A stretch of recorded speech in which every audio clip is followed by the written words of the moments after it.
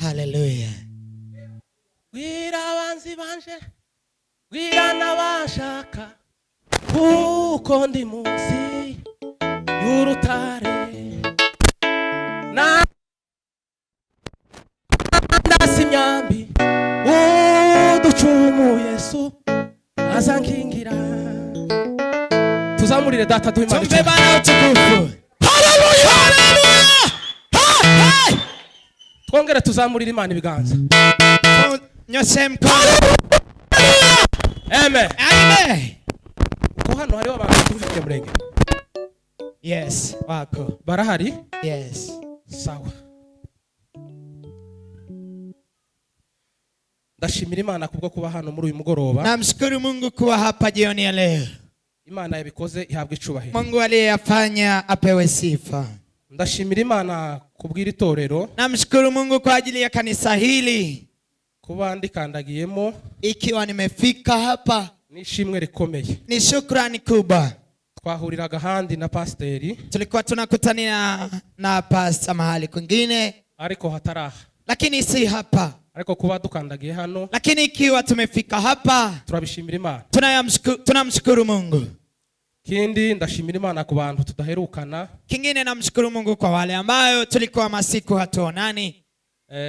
Ko ndababona benshi. Nawaona kwa wingi. Nishimiye kubana namwe mwese. Nimefurahia kuwa pamoja nanyi nyote. Imana ibahe umugisha. Mungu wa mbinguni awabariki. Abo twaherukanye i Kigali. Kuna wale tumeonana Kigali, Abandi duherukana muri Kongo. wengine Kongo, Abandi mu Bugande. wengine Uganda. Ni igihe kinini.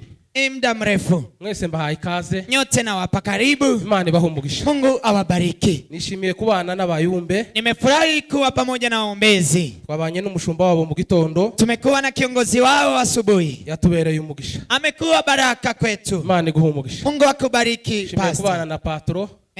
Nimefurahi sana kuwa pamoja na patro. Imana ikugirire neza. Mungu akutendee mema. Katuganira amagambo y'Imana. Hata tunene neno la Mungu. Turasoma mu gitabo c'abami ba mbere. Tasoma katika kitabu cha Wafalme, Abami ba mbere. Wafalme wa kwanza 14. 14. Turahera ku murongo wa mbere. Mstari wa kwanza. Tugeze ku murongo wa 4. Na mstari wake wa 4. Twongere kandi dusome nanone muri ico gitabo. Tasoma tena kwa kitabu hicho. Dusome 22 n'umurongo wa 29. 22-28. Umuntu ufite Biblia ijambo ry'Imana nawe araza gusoma ariko ndangije. Mtu aliye na Biblia neno la Mungu naye atakuja kutusomea nikimaliza. Reka dusome mu izina rya Yesu. Wafalme wa kwanza 14 turahera ku murongo wa mbere. 14 mstari wake wa kwanza. Ico gihe Abiya mwene Yeroboamu ararwara. Yeroboamu abwira umugore we ati, ndakwinginze haguruka wiyoberanye utamenyekana ko uri muka Yeroboamu, maze uje Shilo, niho umuhanuzi Ahiya wamvuzeho ko nzaba umwami w'ubu bwoko. Kandi jana imitsima 10 n'udutsima n'ikibindi cy'umutsama umusange, nawe azakubwira uko uyu mwana azamera. Amen. Reka nsabe umuntu ufite Biblia ijambo ry'Imana Pastor Benjamin atusomee kwa bamuhe mikrofone adufashe. Ampe kipaza sauti atusaidie.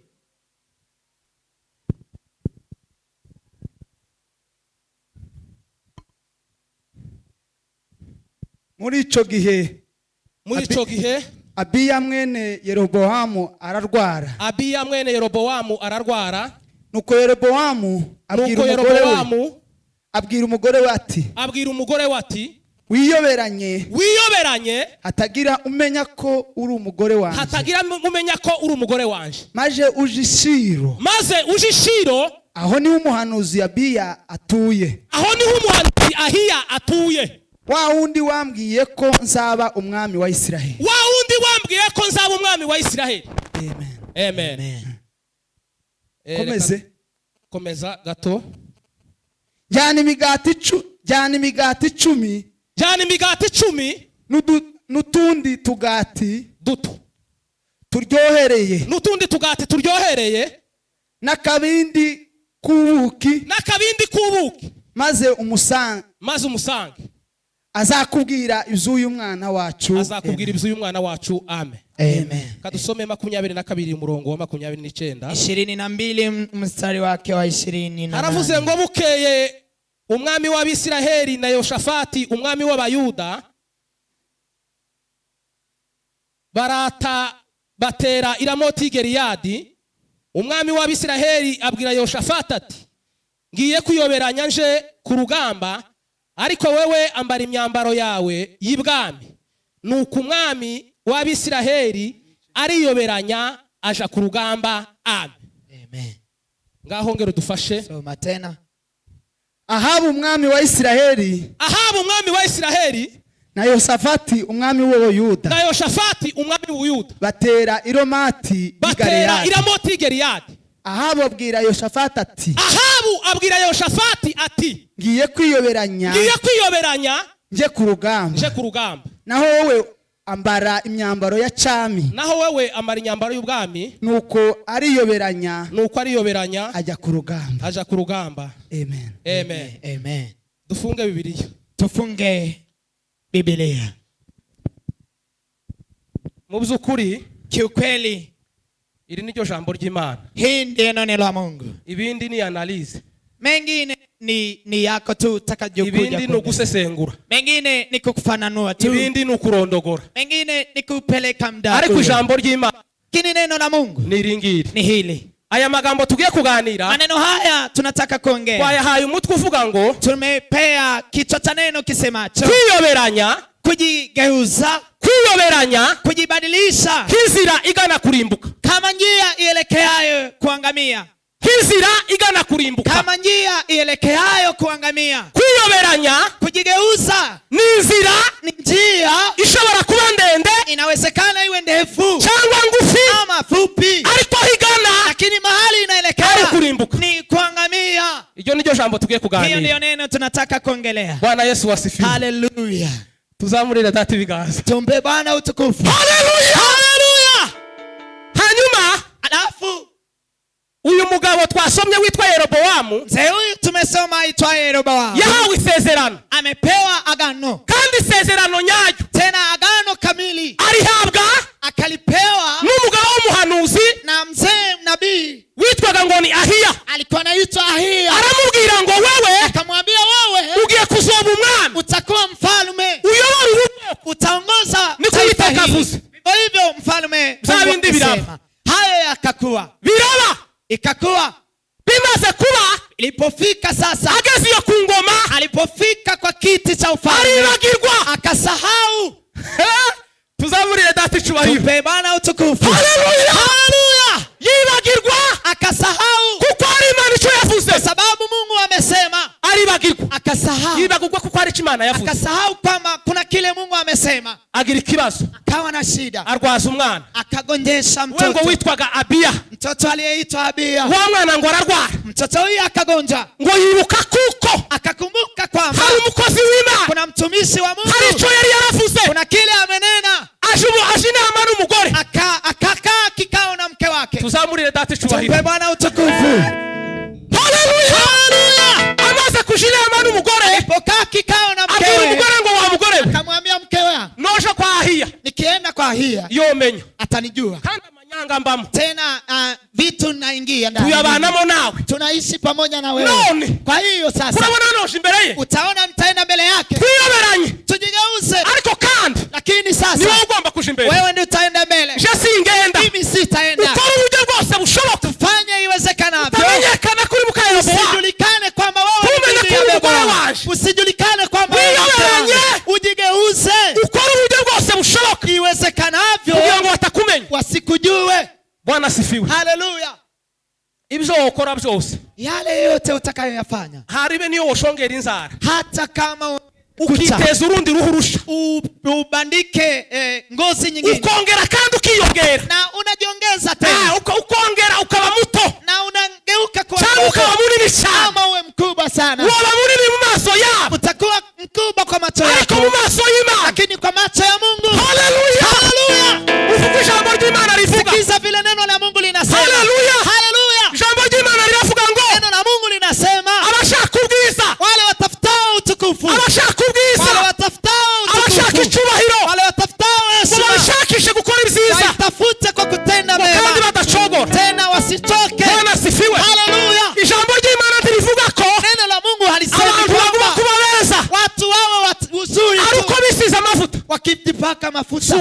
rivuga. Si hivyo isemalo. Kandi ijambo ry'Imana Tena neno la Mungu yavuze ngo bakeneye kuba beza. nasema wale Kandi wanajitaka ngo kuwa bakeneye wazuri icyubahiro. na wanahitaji Kandi heshima bakeneye no gupfa ngo barame. na hawataki kufa, Ngo babishakishe gukora ibyiza. watafute kwa kutenda Ngo mema badacogora. bila kukosa. Tuzamurire data icyubahiro. Haleluya.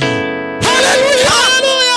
Yerobowamu Yeroboamu aganira n'umugore we. akaongea na bibi yake Aramubwira ngo nukuri. akamwambia kiukweli Wiyoberanye.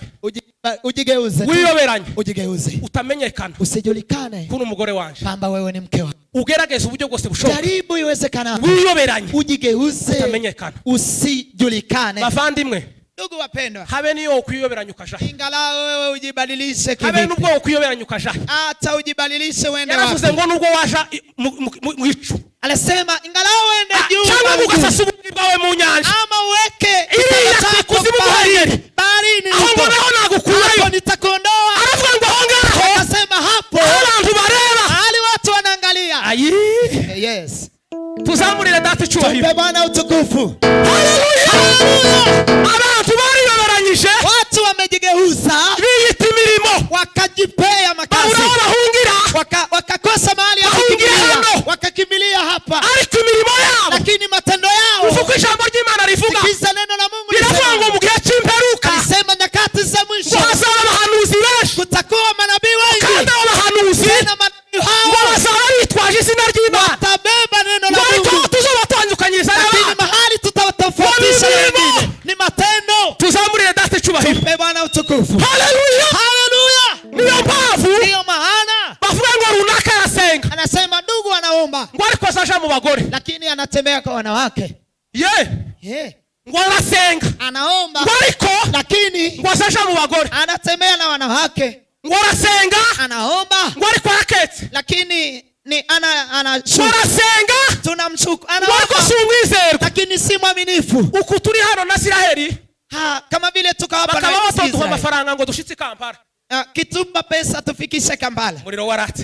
Moto imewaka. Tuzamurire data icyubahiro. Haleluya. Ukaba utaba umwizerwa. Huwezi kuwa mwaminifu, Ariko witwa umunyamasengesho. lakini unaitwa mwana maombi. Ukaba Wewe unakuwa waba umuririmbyi. muimbaji, Ariko bakigukekera izindi nzira. lakini wanakushuku kwa njia nyingine, Bakagukekera izindi nzira. wanakushuku kwa njia zingine. Bakavuga kuko hari ahuba. Wanasema kuna mahali unaishi, Umutima wawe moyo wako hari icyo ukubwira. kuna kile inakwambia, Hari aho ukwemerera kwicara. kuna mahali inakubalia Ukavuga kukaa. ngo nubwo nicaye aha. Nasema ingalao nimekaa Ariko hapa, uwambona wese lakini yule azi ko ataniona, atari intebe yanjye. anajua si viti Akavuga zangu. ngo nubwo ndaha. Nasema ingalao Nubwo niko bavuga aya hapa, magambo. ingalao nanena maneno Ariko aya haya, magambo ndandeba. lakini maneno haya Bizwe.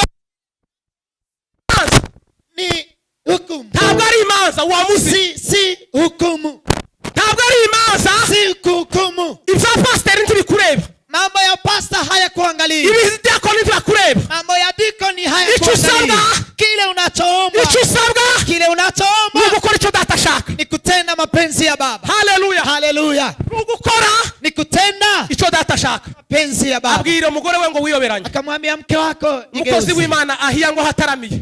Mtumishi wa Mungu Umwuka mahali w'Imana alikuwa aramugenderera. amekesa, Aramubwira ngo haje umugore. Roho wa Mungu akamtemela, akamwambia Kandi umugore kumekuja ni mama. umugore w'umwami. Tena mwanamke huyo ni mke wa mfalme, Yerobowamu. ni mke wa Rehoboamu. Wa wundi. Yule Wibuke. kumbuka, Wa wundi nakubwiye. yule niliyokuambia Yagize ikibazo. amepatana na shida, Yarwaje umwana. amegonyesha mtoto, Yaje kubaza amekuja kuuliza amakuru y'uyu mwana. habari ya mtoto huyu. None. Kwa hiyo sasa, Haleluya. Uva magambo. sikiza maneno haya, Uza kumubwira. utakuja kumwambia. Bwana asifiwe. Haleluya. Ariko ko turumvikana. Aramubwira ngo ngaya magambo uza kumubwira. Akamwambia haya maneno utakuja kumwambia. Wa mugore ngo akiza. Mke huyu alipofika, Ngo yamamubwira ngo yewe mukayerobowamu. akamwambia wewe mke wa Yeroboamu, Yewe mukayerobowamu. wewe mke wa Yeroboamu, Kubera iki bihinduye undi kwa mugore? nini umejibadilisha mke Kubera mwingine? iki bihinduye undi mugore? Kwa nini umejibadilisha? Uva hano nkubwire. Sikiza nikwambie. Aramubwira ngo uzomara gushitsa irenge mu rugo. Akamwambia utakapofikisha nyayo Uyu zako mwana wawe nyumbani, atiyase. mtoto wako huyu atakufa. Apana guhwera.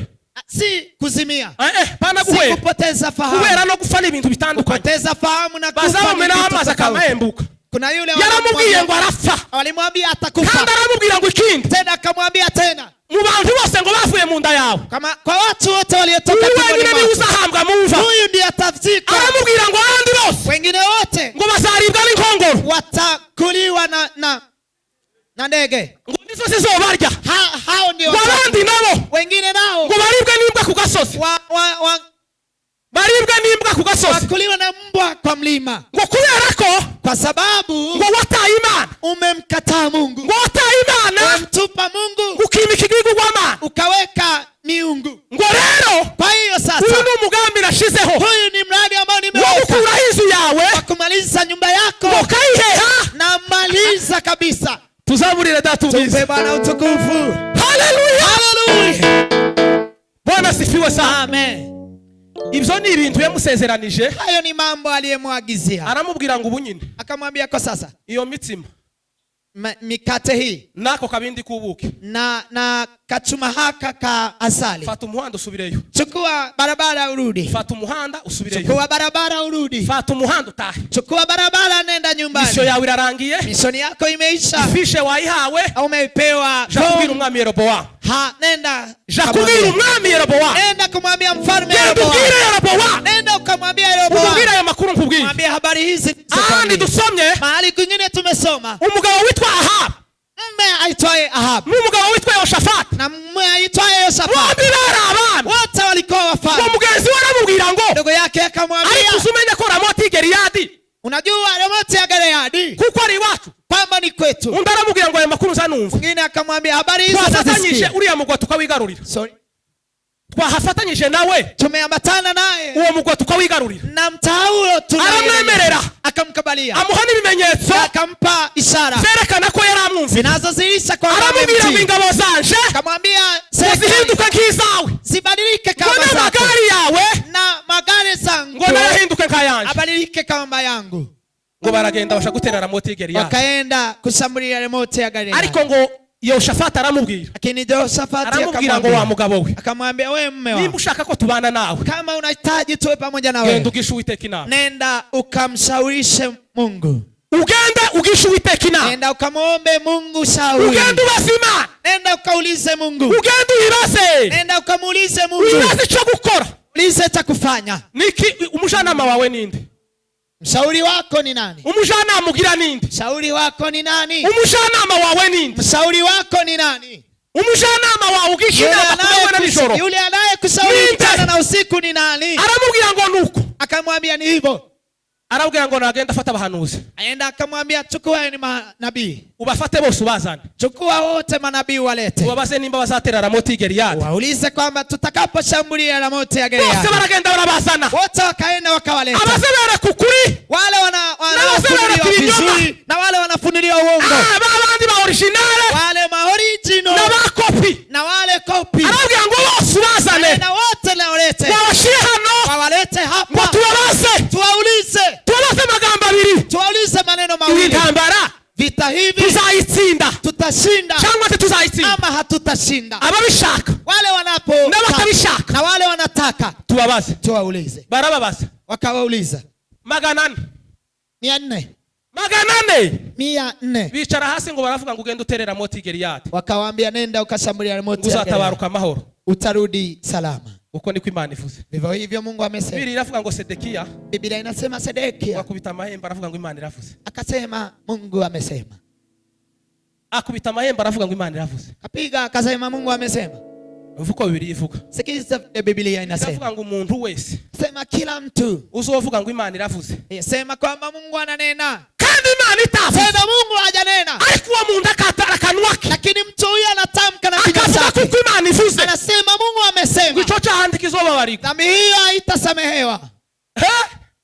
Tuzamure data icyubahiro, tumpe Bwana utukufu. Haleluya, haleluya. Uwo mtu huyo tazobabarirwa, hatasamehewa, uzokora ibindi, sema tena maneno mengine, ariko gutuka umwuka wera, lakini kutusi Roho Mtakatifu rekeraho. achia hapo.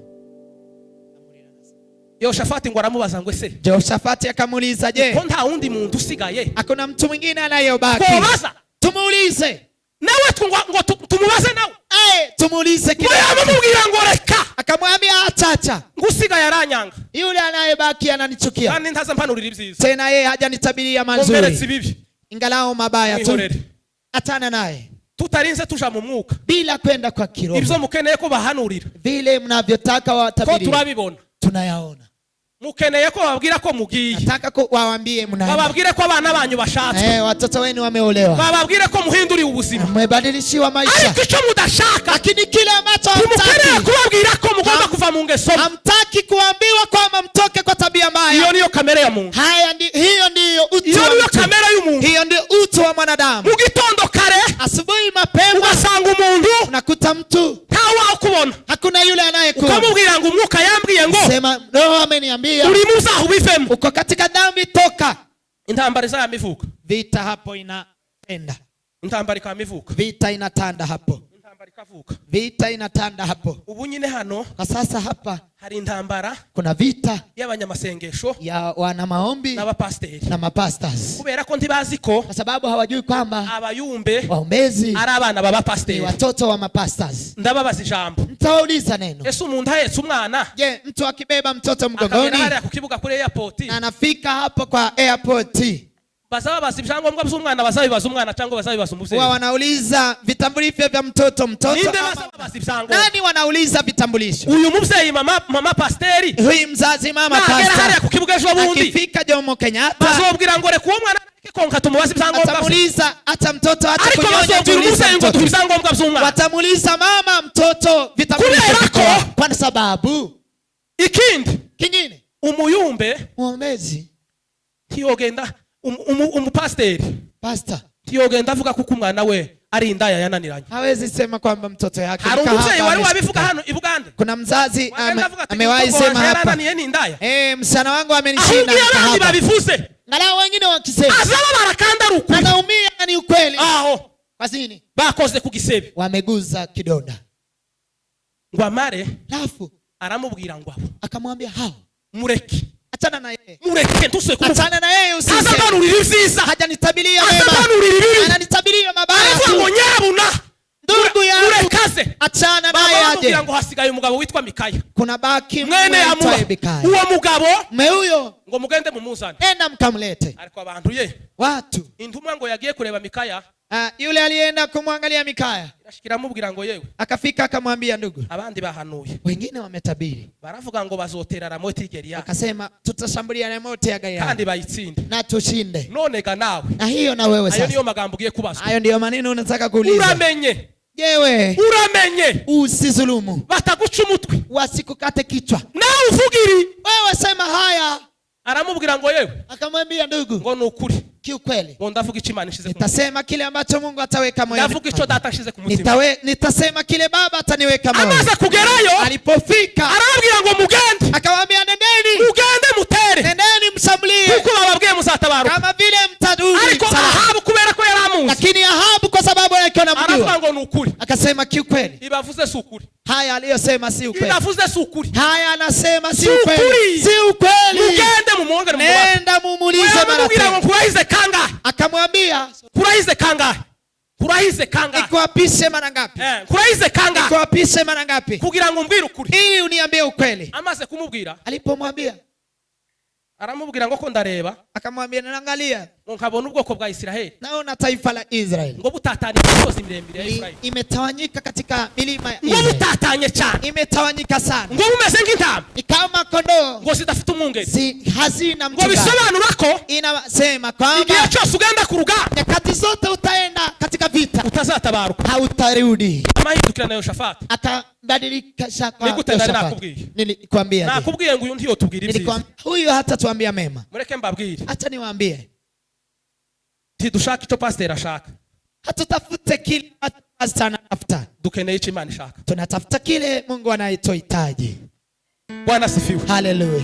icyo Imana ishaka, kile ambacho Mungu anahitaji, ubushake bw'Imana, mapenzi ya Mungu nibwo dushaka, hayo ndiyo tunahitaji, kuko ubushake bw'abantu, sababu mapenzi ya wanadamu n'amarangamutima ni hisia tu, n'ukwicira inzira, ni kujitafutia njia. dushaka ubushake bw'Imana, tunatafuta mapenzi ya Mungu, dushaka ubushake bw'abantu, hatutafuti mapenzi ya wanadamu. Utekereze muri iyi minota, fikiria kwa dakika hizi, wiyoberanya binganike, unajibadilisha mara ngapi? wiyoberanya binganike, unajibadilisha mara ngapi? wiwe binganike, umesahau mara ngapi? utekereza ko unafikiria kwamba bagomba kukubwira ngo ukora iki, wakwambie tenda hichi, ngo ubone kubireka ili wache. Bwana sifiwe. Haleluya. Witekerezeho. Jifikirie wewe peke yako. Utekereze ibyubamo. Fikiria yale unaishi nayo. Uziko hari abantu benshi bamwitorero. Najua kuna wale wanaishi kanisani atashobora gufungura telefone ngo ayihundi na hawezi fungua simu ampe mwenzie. Ndabarahiriye barahari. Na wapia wako. Barahari. Wako. Mubaririmbyi baboneka. Ndani ya waimbaji wanaweza patikana. Mu banyamasengesho baboneka. Ndani ya wakina maombi wanaweza patikana. Atari umuntu kama si mtu ukamubwira ngo ihe pastor mumpe pastor. Kuramo password uyimuhe. Toa password umpe pastor. Hari abatozitanga. Kuna wale hawatatoa. Hari ibyo bajyamanyemo. Kuna yale hari ibyo bajyamanyemo. Kuna yale wanalala ndani. Badashaka ko bigaragara. Hawapendi azili. Hari ibyo bihishemwo. Kuna yale wanajificha ndani. Kuna mahali wanaishi. Kuna wale wanaishi hapo. Yes. Hari umugabo wigeze kumbwira. Kuna mzee aliwahi niambia. Arambwira ngo afitanye ikibazo n'umugore. Akaniambia nina shida na mke wangu. Ngo buce ndavuga ngo sinzoganiriza umugore atari kumwe n'umugabo. Alafu nikasema sitaongelesha mume bila mke. Ngo mumbarize impamvu azajana telefone muri du. Akaniambia muniulizie kwa nini anabeba simu kwa bafu. Wapita kera muri yuza bararirimbye ngo isi yarabijura. Akina Peter wameimba ulimwengu imetanda maua. Anachukua yamara agashira telefone hano. Taweli alafu anaweka simu hapa. Abakristo mufite bazashira telefone hano. Makita mnayo wanaweka simu hapa. Mara bakaja muri dushe. Alafu anaenda bafuni. Arambwira ngo mumbarize. Akaniambia niulizie yeye. Izu yaraye nto. Nyumba ni ndogo. Wanyihanganira pastor. Izu yaraye nto. Nyumba ni ndogo. Telefone yabuze isigara. Simu imekosa mahali itabaki. Na iguhe akupe simu. Nakubwira abantu babiri. Nitakwambia watu wawili. Urebe message zabo. Uangalie message zao. Maru wacu rubanza. Alafu utakata. Konda hepsi. Tuzamure dati chubayo. Haleluya. Haleluya. Ariko musemumva amagambo azavugirwa hano. Mnasikia maneno inayoongolewa hapa. Musemumva indirimbo zazirimbirwa hapa. Mnasikia nyimbo zinazoimbwa hapa. Ariko uzubasha kwemerera abahungu babiri. Lakini unakubalia vijana wawili. Ukabwira ngo bombi bazogushaka. Unawaambia wote wawili watakuoa. Ufite ikibazo. Una shida. Kiukweli. Abano bahungu. Vijana hawa. Uko abakobwa bazubwira. Wasichana wote igitondo kimwe bose bozi wanyu. Asubuhi moja wakija wote kwenu. Bose bakaza mu gitondo. Wote wanakuja kwenu asubuhi. Utaenda wapi? Sema yote. Bongere tuzamuriye dati chubayo. Tumpe Bwana utukufu mara tena. Haleluya. Haleluya. Wirinde kwibagirwa Imana yagukuye. Wirinde kusahau mahali Mungu amekutoa. Wirinde kwibagirwa. Wirinde kusahau aho Imana yagukuye. mahali Mungu amekutoa. Abisiraheli. Wana wa Israeli. Bose ngo yarababwiye ngo ndi mukubareba. Musa aliwaambia na waangalia. Kama nimara kugera mu masezerano. Unapofika mahali mtasahau.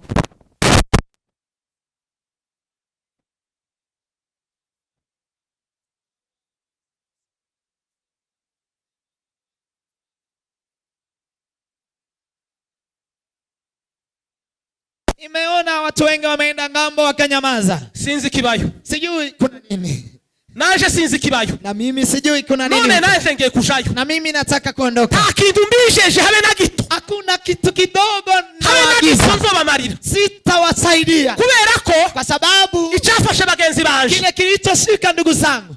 Chozomfata nanje. Itanishika nami. None ga musigara mahoro. Kwa hiyo baki salama. Ta deni nsize. Sina deni. Hari ibyo mwahize. Kuna yale umeweka nadhiri. Hari ibyo wahize. Kuna yale umeweka nadhiri. Ari kutahigwa Imana. Na hujatoa nadhiri. Kandi si pastor wagutegetse kubivuga. Tena si pastor alikuamuru kusema. Ariko warabivuze. Lakini umesema. Wakoze iki? Umefanya nini? Niki wakoze? Ni nini umefanya? Muri ibyo wahize. Kwa yale umeweka nadhiri. Niki wakoze? Ni nini umetoa? Bwana sifiwe. Haleluya. Waragikoze. Umeyatenda. Ibyo wahigiye Imana byose. Yale umeweka nadhiri kwa Mungu. Ibyo wahigiye Imana byose. Yale yote fiti mukiriyasi. Ndasingirwa nterere haleluya 8. Alafu ndasingirwa sauti haleluya 7. Ababyeyi batambuke tuzinde. Wazazi wapite tucheze. Bibaho. Inawezekana. Ichi Imana yakoze niki? Kile Mungu alitenda ni nini? Ichi Imana yakoze. Kile Mungu ametenda niki? Ni nini? Ukigaragarisha iki? Unazihirisha kwa nini? Niki? Ni nini? Niki wako Imana nishi Imana yakoze? Ni nini Mungu ametenda kwako? Kugera pasteri, kufikia mahali pastor. Amenya kwa ari umukristo utabuze Kristo ambaye hana Biblia. Ariko toyizana. Lakini hawezi leta. Ibyo se nabyo tubisengere. Hayo nayo tuyaombe. Ibyo nabyo tubisengere. Hayo nayo tuyaombe. Dufata umutwaro papa atambutsa abantu dusengera abantu ngo bazokure Biblia. tuchukue mzigo tukulete ibyo pastor. kandi navyo nivyo gusengerwa. Hayo nayo ni ya kuombea. Bwana asifiwe. Amen. Hariho ibintu bimwe byo gusengera, kuna vitu vimoja vya kuombewa n'ibindi bitari byo gusengera, na vitu vingine si vya kuombewa. hari ibintu tugomba kuvaho, kuna vitu lazima tuondoke batarinze babwiriza, bila kuhubiri, batarinze babwiriza, bila kusema maneno mengi, tukabireka, tunaacha tu. kuko hari ibyo twaretse, kwa sababu kuna yale tumeacha, hari ibyo twaretse, kuna yale tumeacha tutabirekeshejwe n'ubutumwa. kutokuacha kwa sababu ya Umusaza ngo injili. wigeze kubwira abandi, Kuna mzee aliwahi ambia barambwira ngo bazanye ubutumwa, aliwaambia wameleta injili, ngo nubwo ubu nyine bogaruka, ingalao warudi, ngo bakavuga ngo twarababeshaga, aseme tulikuwa tunawadanganya. ngo ariko Tunajua kwamba inatulelea watoto. Yes. hari ababyeyi bifuza ko abana baba hano, Kuna wazazi wanatamani watoto wawe hapa, akifuza ngo icyomba umwana wanje anatamani ingekuwa heri mtoto wangu abe hano. awe hapa. Ni ngombwa ngo tuvuge imirimo y'Imana yakoze, Ni lazima tuseme matendo ya Mungu ama ni kazi za ngombwa ngo Mungu. tubivuge ku manywa tubihagarareho, Ni lazima tuyaseme, tuvuge Imana sana, yakoze. tuyaseme yale Mungu amenena. Twebwe twakoze iwacu, Sisi tumekuwa kwetu. soko uraza yandika itabi, Guka alikuwa abavandimwe bari anaandika, hano baravuga ngo ndabasebeje, ndugu watasema ni imvura yagwa, tubizi imvura yagwa, mvua ikinyesha, mushe kwanura itabi, nenda kutoa nje sigara, genda mushe kwanura itabi, nenda mkatoe sigara nje. ikizingo c'itabi kiva nk'ahano huku kw'ikirago, Mzigo wa sigara kutoka hapa na huko, bakaja kwinjiza itabi mu nzu, naenda kuingiza uko nje sigara. itabi ry'iwacu, Sigara za kwetu, ibibi wanyuho yale yako birenze pesa, itabi, ni juu ya sigara, birenze itabi, ni juu ya sigara, zarashize se yameisha. no mu miryango biracyahari, Hata sasa yamo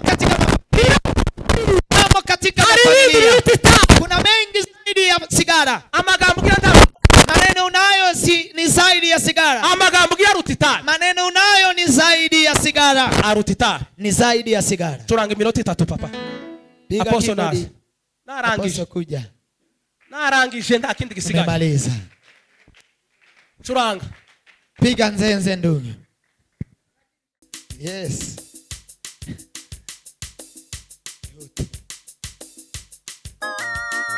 Katuhimbaza Imana kwiyoberanya gushire.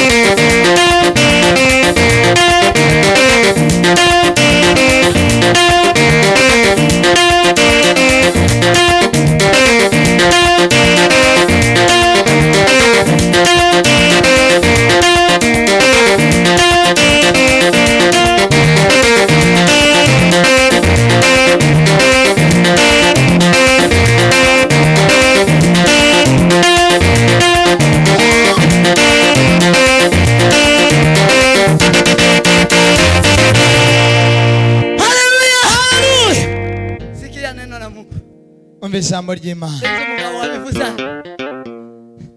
Subiramo. Sikia neno. Amen. Twumve ijambo ry'Imana. Sikize neno la Mungu. Biblia yavuze ngo kwigisha kw'Imana. Biblia inasema kufunza kwa Mungu niko kuduheza guhumuka maso. Hiyo ndiyo inatupea kufunguka macho. Jambo ry'Imana niryo rizarifumbura ibintu by'amariganya. Uburiganya bwa Satani bwaje. Abantu bariyoberanya. Izindi nzara mugani we. Mwene data butoso yazamwira. Neno la Mungu. Neno la Mungu ndilo linakuja. Abantu bakegeka inzara kuzira. Watu wanawekelea kucha juu zingine kucha. Ibindi nibikia. Ingohe kuzindi. Anawekelea zingine sasa. Akamayoberanyuka mumuyo. Anajigeuza, unashindwa ni nani? Uduhuzu kitwa barihambiriye baraboshe. Nguo wamejifunga, wamefungwa. Ariko nangu mukobwa wambaye nabi. Namchukia msichana ambaye amevaa vibaya. Kwisi y'ababaho. Kwa ulimwengu waishi. Mukobwa wambaye nabi. Msichana ambaye amevaa vibaya. Muzamwigisha abana kwanga. Afunze watoto. Kivuga ngo nuvuga ngo barakwita umurozi. Uzovugeka bakwita umurozi. Useme. Wambaye nabi. Msichana ambaye amevaa vibaya. Natasha ubukwano haruguru bari bambaye nabi. Juzi nile bagira imana yo mwijuru. Sinje washingiye. Si mimi niliunganisha. Mburukongi. Nikakosa cha kufanya. Anza ndeba bana bega. Nilikuwa naweza je, hawa ni bega ama ni? Si wa Kristo. Bari bambaye nabi bihe. Alikuwa amevaa vibaya. Sinoro mbemera ko bagira vibaya. Sema amen. Amen. Hapo bambaye nabi bihe. Wasichana ambao wamevaa vibaya pendo. Wale wambaye nabi. Ama mke ambaye amevaa vibaya. Beruka guhura n'umwe yambaye kora wazugira ngo arabyuse gutya. Neza ni kuna zani ameamka. Kumzutano kwibaraba. Ni kama ameamka barabarani. Huyu mugore mke huyu namuhebana naye nikashindwa ni nini huyu. Ingumzutse gutya barabara. Ni kama aliamka hapa barabarani. Kukuyeho irido. Ni kama ametoa curtain. Yarazi ko ari hanze ari kumwe n'abandi. Hajajua kama ni nje yako pamoja na wengine. Handu bari mukuboho akiba mwisi. Watu na wanafungwa bado wako ulimwengu. Abakobwa bamwe ati kubyina nuko abakobwa. Kucheza ni kitu cha wasichana. Yo byinago. Atacheza vipi? Kanje mwemere. Ishipuri mwemere. Ejo yo tuvuga ngo bakavuga ngo bafiye donere ni bazamuke babe nkababyina. Mworevye. Mwobabonye. Bari bafite pasuri kazirigera. Walikuwa wamepasua. Ikafika abagabo bose bakamafata masafu bakamasa. Ngafanya hivyo alafu wazee wanachukua kofia zao wanarenda. Wale pastor ya mabango no bambaye neza. Kasema si wame. Kiwani wewe. Hauoni vizuri wewe. Mungu Imana ni muhogwe mwese. Katika nyumba ya Mungu mfunguliwe katika jina la Yesu. Sema amina. Haleluya. Yatubwiye ngo tuba. Ametuambia mahali tunaishi. Umwe nabonye telefone yiwe irimo password. Password 3. Iko na password 3. Telefone mwizi wangu password. Simu moja iwe na password 3. Igihumiwe kumenya telefone. Ndiye wa kwanza kujua simu. Jewe singirani. Mimi sina hata moja. Wafite 3. Wewe una 3. 3. Imagine. Imwe yo kufungura screen. Moja kufungua screen. Hii ndio kufungura WhatsApp. Hindi ngoyo kufungura contact. Ama foto. Yewe nama foto zuyahisha. Hata foto. Alawi kufuri. Kuna kufuli kwa picha. Abayumbe ni muze mutwese indirimbo zibiri n'umwigisha wanyu wawe. Waombezi mtupe nyimbo 2 na mnenaji wenu wa kwanza.